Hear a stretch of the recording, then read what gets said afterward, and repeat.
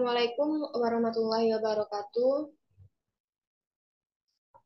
Sebelumnya, teman-teman semua, perkenalkan kami dari kelompok 6 yang beranggotakan 3 orang, yang mana terdiri dari Aura Az-Zahra dengan NIM 2103405, yang kedua itu Cahya Hadi dengan NIM 210344047, dan yang terakhir saya sendiri, Dea Atika dengan NIM 210344049. Nah, saya di sini merangkap sebagai moderator, sekaligus akan menyampaikan materi yang akan kami bahas pada proyek kali ini.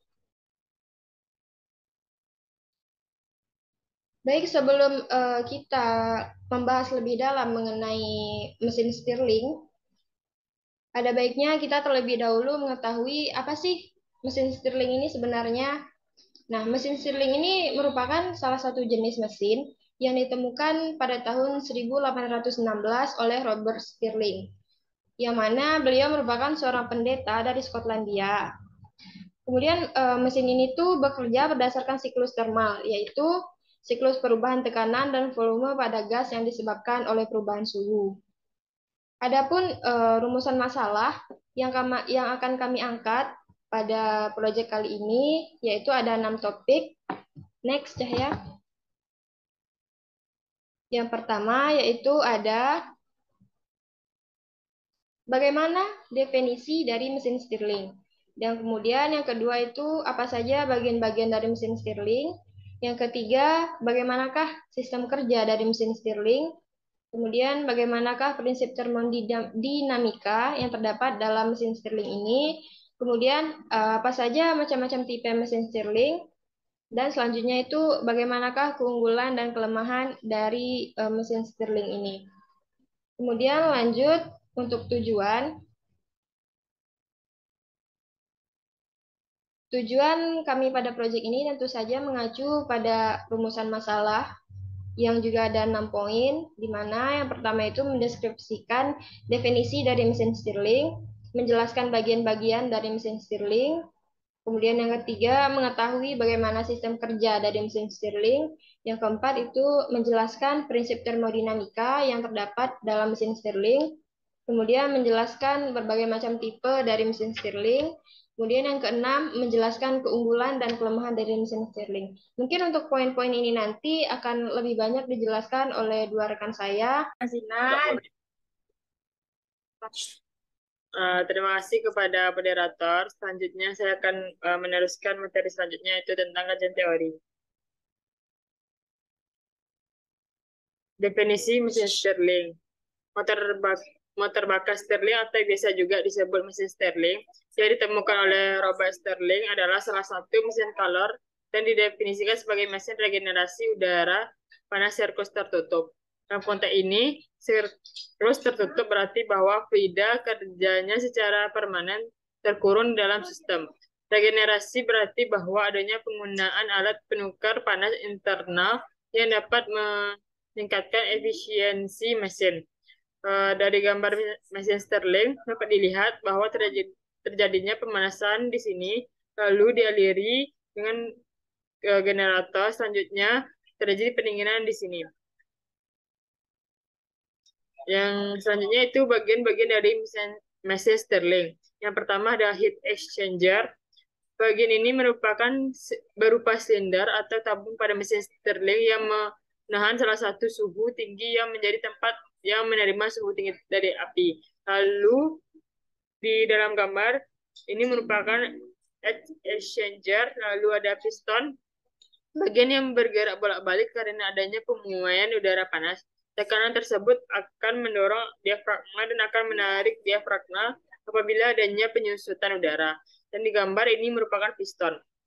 Lalu ada displacer. Displacer merupakan bagian yang berperan dalam pemindahan udara panas dan udara dingin. Displacer itu terletak di dalam heat exchanger. Lalu ada roda. Roda di sini bertujuan sebagai massa inersia yang digabung dengan gerakan piston dan displacer. Lalu ada penyangga. Penyangga merupakan bagian yang berguna untuk tempat proses pembakaran dan penyangga alat agar tetap kokoh dan pada saat digunakan. Lalu ada tuas poros. Bagian ini juga penting dalam mesin Stirling karena panjang tiap sisi poros sangat memengaruhi hasil kinerja mesin Stirling. Lalu selanjutnya yaitu prinsip kerja mesin Stirling. Pada awal serus gas uh, gas berada pada tekanan rendah dan volume besar. Gas tersebut kemudian dipanaskan secara eksternal dan volume gas akan membesar sehingga tekanan turun. Terus kemudian didinginkan secara internal dan volume gas akan mengecil sehingga tekanannya naik. Akhirnya gas didinginkan secara eksternal kembali dan volume gas kembali ke posisi awal sehingga tekanan gas menjadi rendah lagi dan siklus termodinamika dimulai kembali. Pada saat gas mengalami ekspansi, tekanan gas turun sehingga piston akan terdorong ke atas oleh gas yang membesar volumenya. Sebaliknya, pada saat gas mengalami kompres, tekanan gas naik sehingga piston akan didorong ke bawah oleh gas yang mengecil volumenya. Gerakan piston inilah yang kemudian dapat digunakan untuk menggerakkan mekanisme lain dalam mesin, seperti poros penggerak generator listrik. Terima kasih. Hanya itu yang dapat saya sampaikan dan saya akan meneruskan kepada teman saya yaitu Cahaya kepada Cahaya dipersilakan.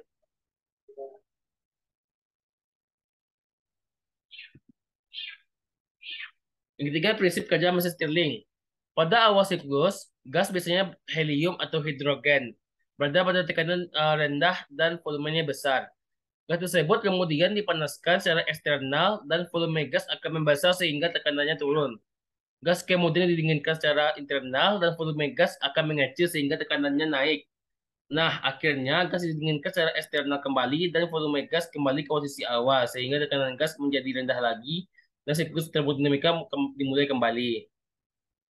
Pada saat mengalami ekspansi, tekanan gas pun turun sehingga piston akan terdorong ke atas oleh gas yang membesar volumenya.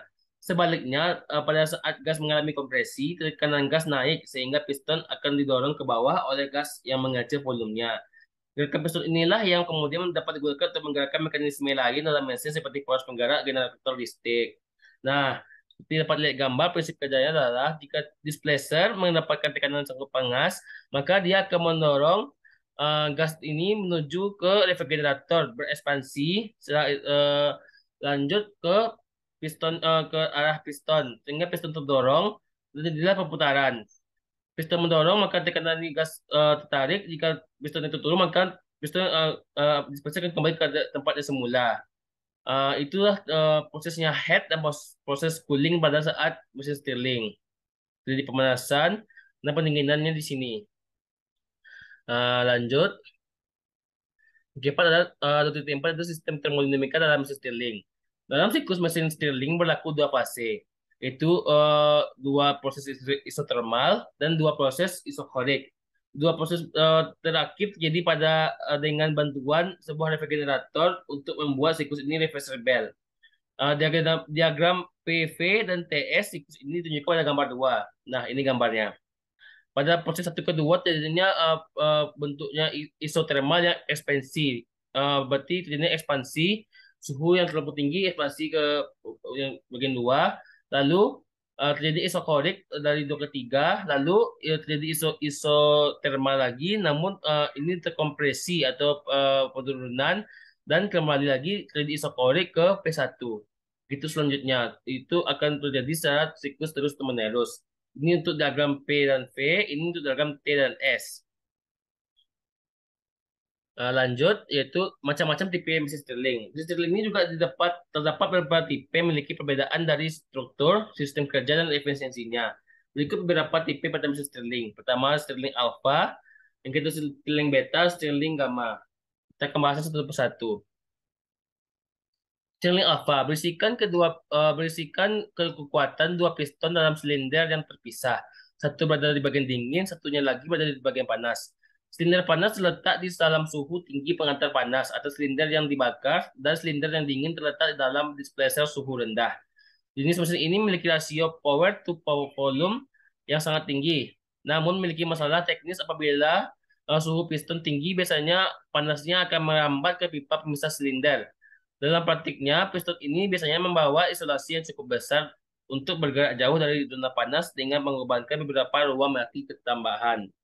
Nah, ini adalah salah satu bentuk dari Stirling alpha.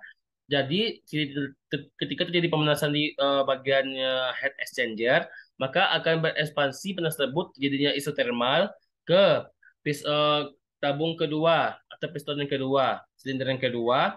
Dan di sini terjadinya proses cool atau pendinginan. Jadi terjadinya isotermal secara uh, uh, jadi peningkatan volume tekanan gas sehingga ini kan mendorong piston ke atas. Lalu setelah terjadinya penyusutan atau isotermal yang kompres, maka piston akan kembali jadi posisi semula. Dan itu yang akan terjadi terus sehingga terjadinya siklus termodinamika. Kedua adalah Stirling beta memiliki piston daya tunggal yang diatur dalam silinder yang sama dengan poros yang sama sebagai displacer piston. Silinder piston displacer yang cukup longgar hanya saja berfungsi untuk antarjemput gas panas dari silinder panas ke silinder dingin. Ketika silinder dipanaskan, gas akan mendorong dan memberikan piston kekuatan. Ketika piston terdorong ke dingin atau titik bawah, silinder mendapat momentum dari mesin dan ditingkatkan dengan roda gila. Tidak seperti jenis alfa, jenis beta ini tidak dapat menyebabkan isolator atau pipa pemisah jika dalam bentuk alfa yang menjadi panas. Nah, ini adalah bentuk Stirling beta. Stirling beta ini terdapat cuma memiliki satu silinder saja, berbeda dengan alpha yang menggunakan dua silinder. Nah, sini terdapat displacer, sama konsepnya displacer yang terdapat dua kondisi, yaitu kondisi head dan kondisi cool yang dingin. Dan pistonnya berada di sini. Jadi jika ini panas, maka akan terjadinya kenaikan tekanan ke atas sehingga bergerak dan tekanan tersebut akan mengenai piston, akan bergerak melawan dari piston sebesar 90 derajat. Jadi gerakan displacer mendahului gerakan piston sehingga bergerakannya segera berganti-gantian gitu. Sebanyak 90 derajat gitu. Bergeraknya mendahului sebesar 90 derajat dari Stirling dari displacer ke piston dan bergerak secara berganti-gantian ya. Lanjut, Stirling gamma. Tipe gamma lebih simpel. Kedua piston berada pada silinder terpisah, tetapi dihubungkan ke roda gila yang sama. Penerapan mesin Stirling untuk pembangkit listrik sangat luas. Berbagai sumber panas sudah digunakan untuk menggerakkan mesin Stirling, misalnya energi surya, biomasa, panas pembuangan dari insinerator, dan mesin industri. Output yang dihasilkan dari mesin itu pun bervariasi dari skala mikro hingga menengah. Nah, ini adalah gamma tipe. Terdapat dua silinder juga, namun ini berbeda dengan gamma dari alpha, yaitu pemanasannya terdapat di satu tipe saja. Jadi ini displacer, jika terjadi pemanasan maka tekanannya akan mengalir ke piston yang awalnya bertekanan rendah sehingga menggerakkan piston. Nah, jika sini panasnya telah terkumpul dan terjadi pendinginan, cooling, jadi isotermal kompresi. Jadi awalnya ini tadi pistonnya di atas, lalu ditarik lagi ke bawah sehingga terjadinya pendinginan. Lalu kembali lagi siklusnya seperti tadi panas, lalu pindahkan ke sini dan gitu terusnya. Jadi gamma tipe ini bergeraknya sama seperti alpha, yaitu jadinya perbedaan siku sebesar 90 derajat. Jadi gerakan displacer mendahului gerakan dari piston. Lanjut pada materi selanjutnya, yaitu keunggulan dan kekurangan dari mesin Stirling. Tentu mesin ini memiliki keunggulan dan kelemahan. Yaitu keunggulan yang terlebih dahulu, mesin Stirling bekerja dengan suara yang tergolong kecil. Kedua, bekerja memiliki efisiensi yang tinggi, memiliki beberapa sumber panas, lebih ekologis, lebih andal dan mudah perawatannya, lebih tahan lama, dan Stirling memiliki beberapa kegunaan karena otonominya dan kemampuan adaptasi dengan kebutuhan dan berbagai jenis sumber panas.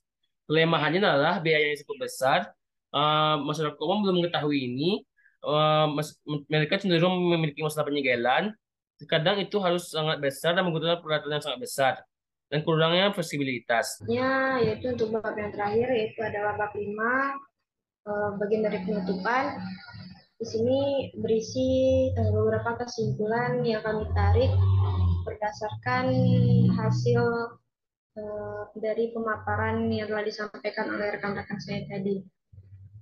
Dari pemaparan materi yang sudah disampaikan, kita dapat mengetahui hal yang pertama, yaitu mesin Stirling ini merupakan motor bakar yang ditemukan oleh Robert Stirling, yang mana salah satu mesin kalor dan bisa didefinisikan sebagai regenerasi udara panas pada siklus tertutup. Kemudian yang kedua yaitu ada ternyata berbagai macam bagian-bagian dari mesin Stirling. Yang pertama, bagian-bagian dari mesin Stirling itu adalah heat exchanger yang berupa silinder atau tabung pada mesin Stirling yang berguna untuk menahan salah satu suhu panas yang menjadi tempat menerima suhu dari api. Kemudian yang kedua adalah piston, yang mana merupakan bagian yang bergerak bolak-balik karena adanya pemuaian udara panas. Yang ketiga yaitu ada displacer. Displacer ini merupakan bagian yang berperan dalam pemindahan udara panas dan udara dingin pada piston. Kemudian roda. Roda ini bertujuan sebagai massa inersia yang digabungkan dengan gerakan piston. Kemudian ada penyangga yang berguna untuk tempat proses pembakaran dan menyangga alat agar tetap kokoh pada saat bekerja. Kemudian yang terakhir yaitu tuas poros, yang mana hal ini juga penting dalam mesin Stirling karena panjang tiap sisi poros sangat mempengaruhi hasil kinerja dari mesin Stirling tersebut. Kemudian kesimpulan yang ketiga adalah prinsip kerja dari mesin Stirling. Mesin Stirling ini sendiri prinsip kerjanya sebenarnya didasarkan pada siklus termodinamika yang melibatkan perubahan tekanan dan volume gas yang terdapat pada ruang kerja mesinnya. Kemudian yang keempat adalah